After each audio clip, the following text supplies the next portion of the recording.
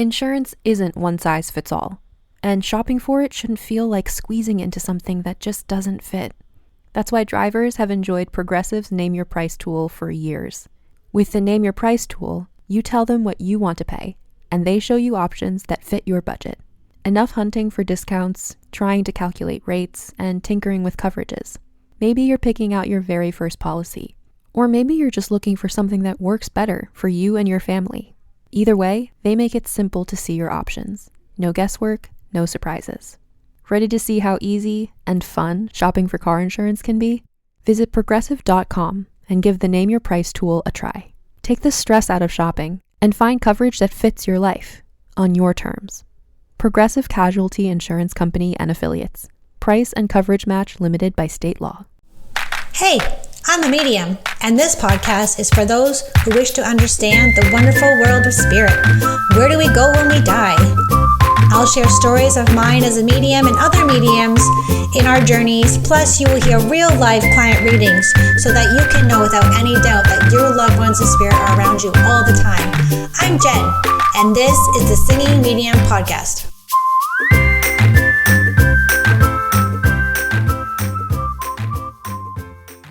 So I don't know where I'm going with this, but my intention is to talk to you about what happens when readings go wrong. And you will also relate to this, even if you are not a medium, even if you don't consider yourself a medium or you don't feel called to be a medium, that's okay. You also have probably had a mediumship reading done, and you've probably felt into what it feels like to be the sitter. And you might have had some not great readings. You might have had some really, really stellar readings where you know 100% with no doubt that your loved ones in spirit are around you all the time and the evidence was amazing. And then maybe this one time you had this really, what you felt was not the best reading, or you thought you didn't get enough evidence, or you didn't get what you wanted to hear. And that's okay too. So I'm going to share it from the mediumship side. So as the medium, their perspective on what happens when a reading goes wrong. Because let's face it, not every reading that you do, if you're a student or want to become a medium, not every reading that you do is going to be 100% stellar. Yes, there'll be more really, really fantastic, amazing, life-changing readings that you'll do as a medium, as a practicing medium, as a professional medium, as an ongoing student, a lifelong learner. That's me. I always want to keep learning. I always want to keep practicing my mediumship. And I'm not going to stop until I get to a certain level. And here's an example of, not mine, but an example of what a star quality or an amazing medium that you could aspire to be like. And you're going to be surprised by all the mediums that are out there. So I've worked with Chris Drew from the UK. I've worked with James Von Prague. I've worked with Thomas John, and none of that matters. I mean, it's cool to work with celebrity mediums, but it doesn't matter. But it's really cool to listen to their experiences of years and years and years of training, because I really feel that's one of my beliefs, is that it's really important that if you're going to be a medium, yes, you might be a natural, but it's also really important that you have training, because there's a lot to the spirit world. There's a lot of things you need to learn and remember and grow and develop. And it's a lot easier to navigate when you have a trained teacher or a trained mentor. And I've had many in my life, and I'm grateful for all of them. And so this one person who's actually not my teacher, but if she taught mediumship, I'd be totally in. And her name is someone you probably have heard of more with the oracle card industry, and that is Colette Baron-Reid. And so I think about 4 or 5 years ago, I had the honor to go and see her, and it wasn't called Mediumship Night, it was called something else. But I remember watching her, and I think she used to have a TV show on some random network. I don't know which one it was, but I was surprised when I heard someone say that. Oh, I watched you on TV. I'm like, she was on TV? That is so cool. So I remember her standing on the stage. She's probably been doing mediumship for like 20 plus years. Okay. And I remember being so in awe of her, because I myself have been on the stage, not with that many people, because there must have been 1,000 people in this church in Toronto. And I remember, oh my gosh, I just want to watch this woman. I love watching other mediums work. And so I was in the audience. I remember her coming up there with such confidence. I think she was sick too. But it was pouring rain. It was like really cold outside. We didn't have umbrellas. It was really cold and wet. And we're all jammed into this little church. But it was amazing to watch her, because she was like, I have someone named Steven, and he died in a fire and he was an alcoholic, and it's for someone in the audience here. The person in the audience is the brother, and your name would be Fred. And when she did that, it was like people still wanted to put up their hands. If you've ever been to a group reading, you know you're like, it's for me, and you really, really, really want it to be for you, right? And as a medium, you really, really want someone to hold it and glue themselves to it. But this woman was like, no qualms. She's like not taking any crap from her audience because there was so many people, like 20 people could have put their hand up and they tried. She says, no, it's specifically this, this, this, and this. And so she narrowed it down to 2 people.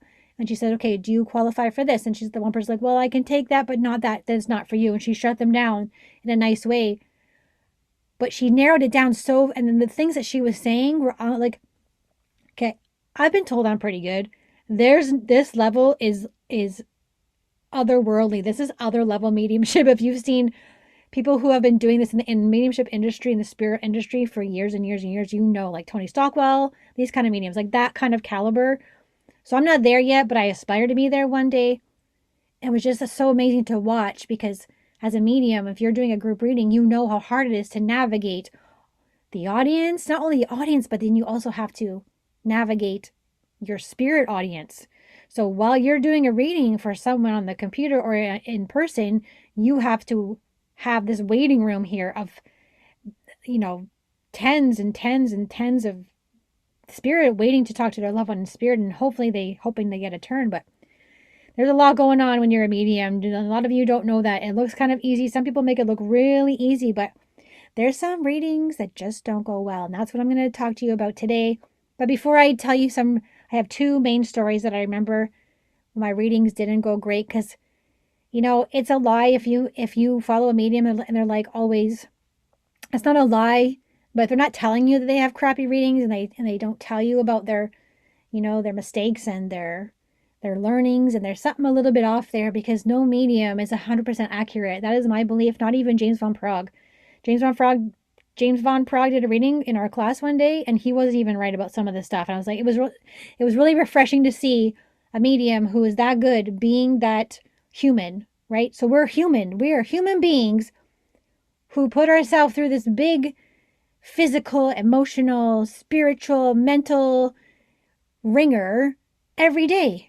And I'm not saying it's not rewarding and it's totally worth it, but I need you to know if you're like 30 years old and you're like, I'm a medium, I'm going to be a medium, you have no idea what's coming. Okay? You have no idea. And it's all beautiful. All of it is beautiful. All the struggle, all the tough readings, the ones where people are bawling their eyes out, the ones where you've got someone whose husband has hung himself. You just, and I have one of those readings, and that will be part of the Singing Medium podcast episodes coming up soon. There's just a lot to it and a lot of layers that go into when you see these amazing mediums do their thing. And they need to be sharing that there are some days that just doesn't go well. And I'm going to do that for you in a second here. But I want to share with you a beautiful, beautiful goal that is given to me by spirit. It's in my heart. It's just something that's glowing me up. Is that even a thing? Last episode, I think the word melding was coming in, and I looked it up. That's not a word, or I was using it in the wrong context. But something that just glows me up. It's like a glow up, and that is Spirit School. And right now we're at 15 students who have officially registered and said yes. And I want to tell you, if you're listening to this and you're hearing me talk about Spirit School and you're seeing it on Instagram and elevate.hersoul, and you're seeing it on Singing Medium page or in my Facebook group, Elevate Her Soul by Jen Abra, you know that it's a big deal for me, and I'm really pouring it out there, and I'm hoping that you'll feel the energy behind what it means to be part of something like this. And I hope that when you do say yes, if you do say yes, that is a full body yes. That is how Spirit School is designed. Because if it's like, oh, I don't know, maybe I should do this, you won't finish it. And I want people to be in there who are committed and they're like, this is amazing. And those who are okay with not failure, but, you know, having these big expectations, and then maybe something shows them in Spirit School that maybe they need to reintegrate, reevaluate their beliefs and their stories about mediumship and about their spiritual development. And, you know, it's good to get knocked down a peg or two, because that's in your ego. You can get very in your ego when you're a medium, as in any other job that you do. But especially with mediumship, you can really get caught up in your ego. Like, oh, that medium is really good and I really suck. Like, I've had group events where I had another medium who I consider an enemy or a person who does not like me, and I made it publicly known that she didn't like me, and came to one of my group readings, and I bombed the whole time. There was about 30 people in the audience, and I bombed, and I knew I was going to bomb because I allowed that woman's energy of her, whatever her intention was, to be there to see how good I was or whatever, or not good, and just to tell people about it, make her feel better. I don't know what the reason was why she had to come. It's very known that we do not like each other, and she came. So whatever her reason, it was all a big learning experience for me because I bombed and I allowed someone to take away my confidence. So when you're a medium, it's important that if you're doing public events, that you are very confident in what you're doing. It's also important when you're a professional medium that you're very confident in what you're doing. But it's not like I'm so good at this and I never mess up and I have the best readings in the world and everyone should come to me and blah, blah, blah, and all these things. You can tell the difference between someone who's legitimately, authentically, organically confident because they've done the work, they've studied hard. But when this happened, I was like, my eyes were open wide. I was like, I allow other environments or other people to affect my mediumship. And as a medium, you have to learn how to separate that, which is another part of development in mediumship that you probably weren't aware of. Or if you're a person who's had a reading, you probably were not aware of any of this going on behind the scenes. It's really important for you to understand the medium's perspective, or how we come across, and so much love and honor and amazingness goes into, like, we pour our life into this. And so when this woman came to my event and I bombed, I'm like, I know she's gonna go tell everyone that I suck, and she did, which is part of the learning, right? So what I'm saying is you can't always be on your game 100%. There's a lot of factors, and some mediums will tell you that it shouldn't affect your work. I.e., James Van Prague told me that I couldn't call myself a professional because I allowed these emotions or these energies that I felt sensitive-wise to affect my game, to affect how I perform, to affect my mediumship. And to a point, he's right. You know, it's not that I don't believe and agree that I shouldn't call myself a professional, but I do see where he was coming from on some level, that we have to also work on not allowing outside factors to affect our readings. But for me, in my stage in the mediumship game right now, it's been about 5 or 6 years since I've been doing professional readings. Professional means, getting money in exchange for a reading, and that's what I've been doing. This is my career, right? This is my career. I love what I do. And like I said, I would say 95% of my readings and my guests and my clients are top-notch, beautiful, on par, accurate, beautiful, energy-wise. We are a match. It's great. But I'm here to tell you about the ones that didn't go so well, besides this group reading, which just popped in my head. It's not even on my list of readings gone wrong. Like, I remember what happened in that group reading was I went very general. So what you want to do as a medium is you want to provide very clear, accurate evidence, evidential mediumship, so that your client or your recipient or the audience knows with no doubt who you're referring to or who you're communicating with, and finding that correct owner. Sometimes we can mess that up. But when you get nervous and you get, oh my God, my enemy's here. I guess enemy is not the best word. It's a very karmic past life person showed up in my life. And to this day, still sometimes comes in and out when you least expect it. Even though we live nowhere near each other, these things can affect you because you're human. You're a human being. And the trick is to not let it do. Part of your development is to not allow the outside energies to affect your readings. But this woman did. I went very general. I got general names, whereas normal I can get really good evidence, but I, for whatever reason, I chickened out and I'm like, I can't do this. And I couldn't get it out of my head to be like, I can't push past this. So just be aware of this. I'm sure you don't have a mediumship frenemy in your life, but if you do, it's a learning experience. It's okay, showing you, because the spirit world is always, always showing you who you are, who you say you be, who you say you are. If you say, I'm this, this, and this, and the spirit will keep you accountable. This is how you're going to show up. Okay, well, we're going to make sure that you're showing up that way. right? Same thing if you keep saying, oh, I want to hide. I don't want to be seen. I don't want people to know I'm a medium. Well, the spirit world's going to honor that. But then how do you know how amazing and beautiful it is to help someone with their grief process? Okay? So come join Spirit School. Come join Spirit School. It begins January 2022. It's all online. Right now it's going to be in a Facebook group, which I know a lot of people don't enjoy Facebook, but these kind of things that we do in a Facebook group are help the vibration of the entire Facebook land with our energy.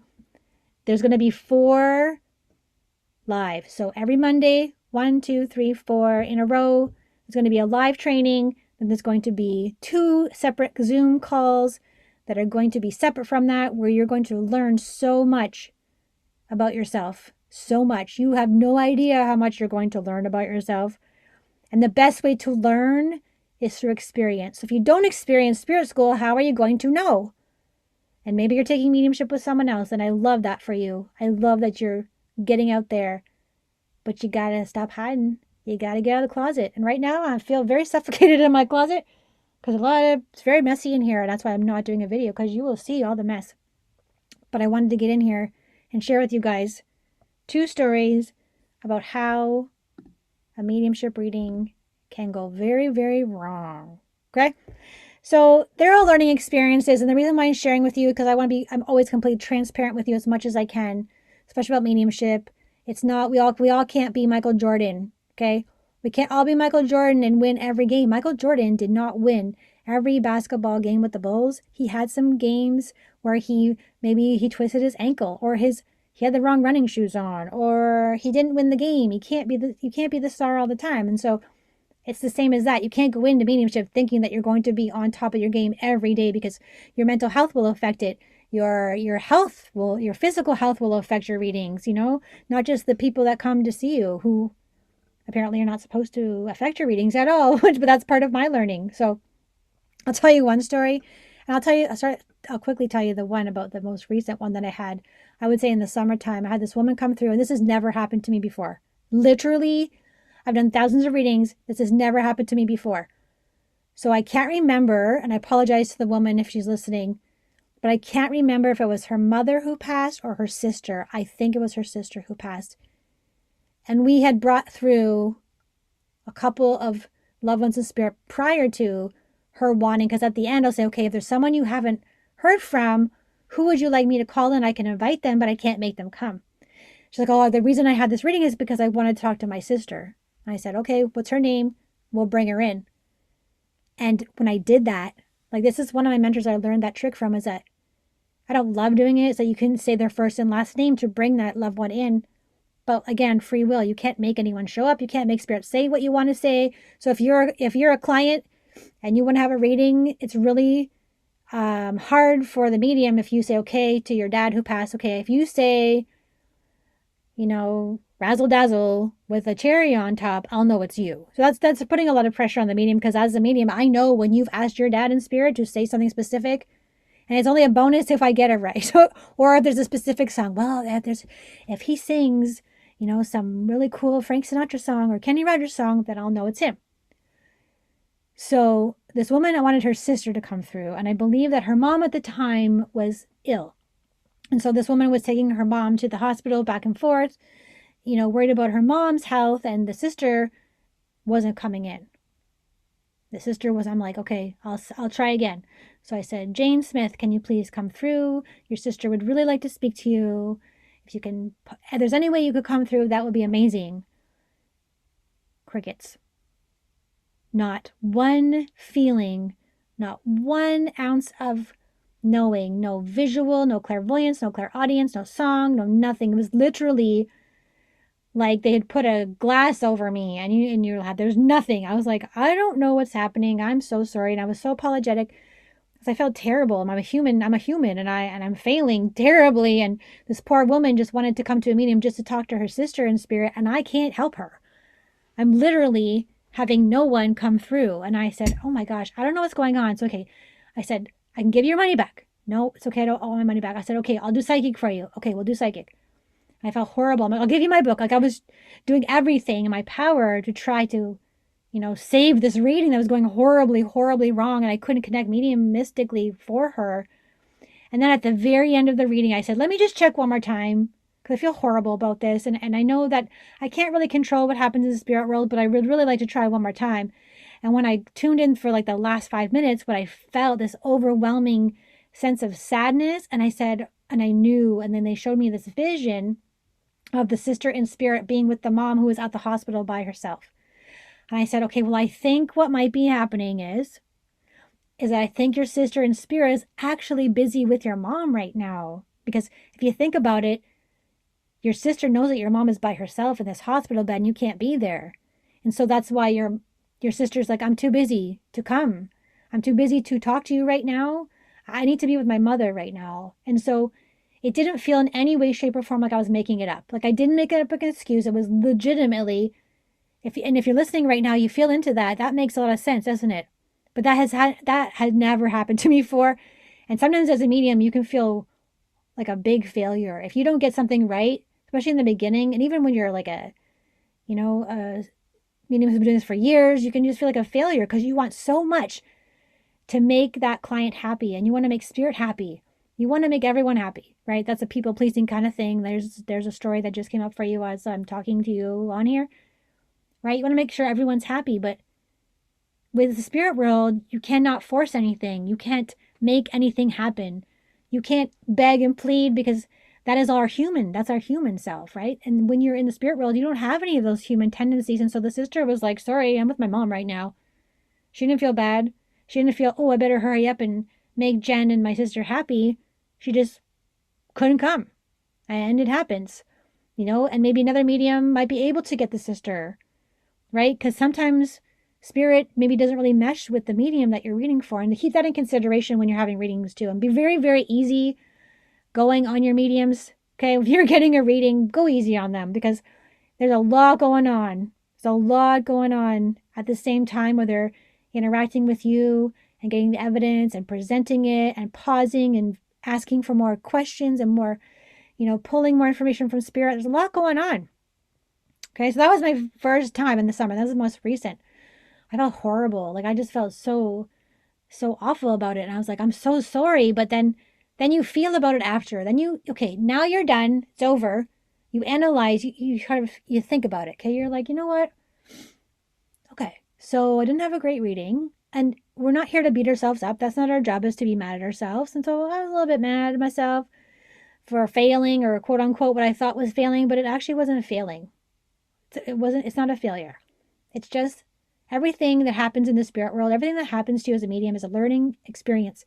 And it's perfect and it's beautiful, and you do the best that you can with what you've got to work with, and that's all you can do, right? You can set intentions out the wazoo. You can do that till you're blue in the face, but you have to surrender this whole reading over. And if something's going to go shitty, it's just going to go shitty. And you're just going to talk it up to learning and just accept and forgive yourself and move on. Okay? Hopefully you don't get a bad review after. Oh, speaking of bad reviews, okay, that's another thing too, is I've had 2 hate mails sent to me years and years ago, my beginning. I said the first 2 years of mediumship. I actually had 2 things of hate mail sent to me. So like 2 separate incidents where someone took the time to get a card and write a handwritten note and put a stamp on and put my address on and look me up and mail it to my house. The first one was 3 letters when I opened it up, and I had a feeling when I had this letter, I'm like, this doesn't feel right. Who's sending me mail? Number 1. Number 2, it just had a weird feeling to it. So I opened it up, and inside it said, "You are a fraud." And I was like gone. I was devastated. I was like, oh my God, I can't do this anymore. I need to quit. This is horrible. I got hate mail. And then you learn from it. It really affects you because being a sensitive and taking things personally and just, I want to be so good at what I do. And then you get this hate mail all of a sudden. You're like, that doesn't make any sense. Where did this come from?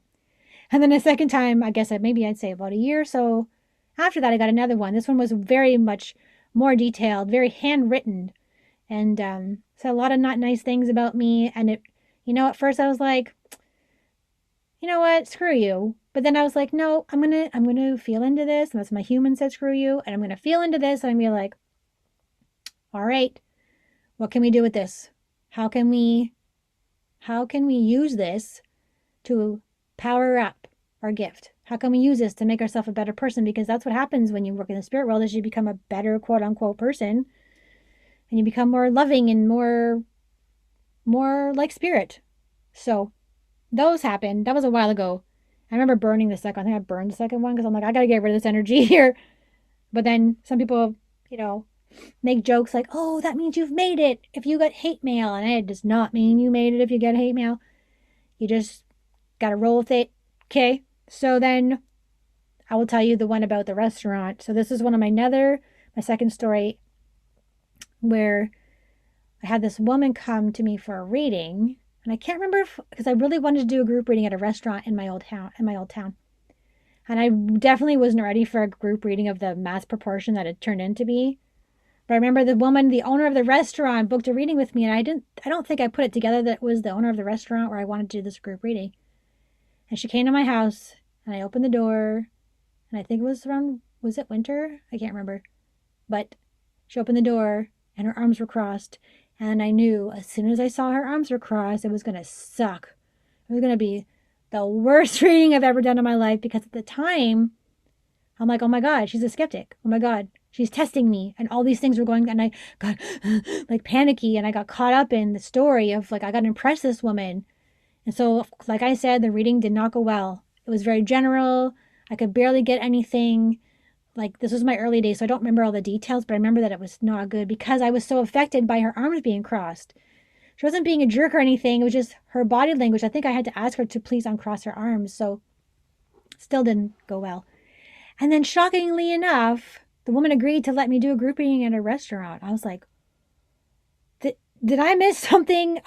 You still want me to come to your restaurant and do a massive group reading where we sell out? And like, I think there was like 80 people at this restaurant. And it was like one of my first group readings. And I was not at the level I am now in my mediumship, but I still got through it. But I remember being super sick too. And then, yeah, just these things that people don't see, the behind the scenes. I remember freaking out in the back room. There was like where the servers go in and they take their breaks or their coats were. And I'm hiding in this back room for like an hour before the show. I'm like panicking. I'm like, oh my God, there's a lot of people out there.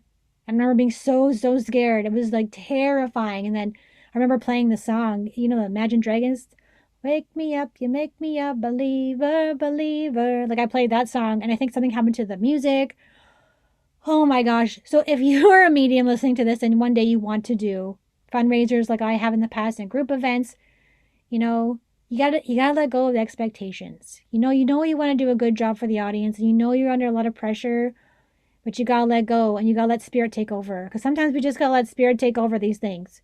Right? So as long as you're like, I surrender this event, this reading, this client contact to the universe, and instead I pray for the highest good of all, you let the spirit take over. Because if you get in that human mind, you're going to chop yourself up. It's not going to be flowy. It's going to be hard. It's going to be terrible. And surprisingly enough, though, what you think is terrible sometimes, if you think you have a bad reading, the client thinks it's wonderful. So never get too discouraged if you feel like you had a bad day. Because I had a bad day. You didn't have a bad day, okay? We all have off days. We all have days where we probably shouldn't be pushing through. And a lot of us mediums like to push through. But if you're a medium, I want to tell you, don't push through. If you're feeling off that day and you have a really important reading to do, see if you can reschedule it because you always want to do the best that you can with the training that you have, with the knowledge that you have, with the strong connection you have with the spirit world. And it's all going to work out either way. Either you're going to learn something from it or the client won't have a clue that you've gone psychic and you're just going to keep going. So I hope that helps you either as a potential client of a medium or a student or a client of mine or a client of anyone's who just be nice to your mediums, be kind to your mediums because sometimes we're very hard on ourselves. We're one of the most hardworking professionals out there, I believe. And it might not seem like we're not doctors or lawyers or anything like that, but we are making a difference. We're just making a difference in a different way. And that's what we're here to do. And if you are called to be a medium That means you are chosen. You've been chosen by Spirit to work on that. And I hope that you will work on your mediumship. I hope you will not give up.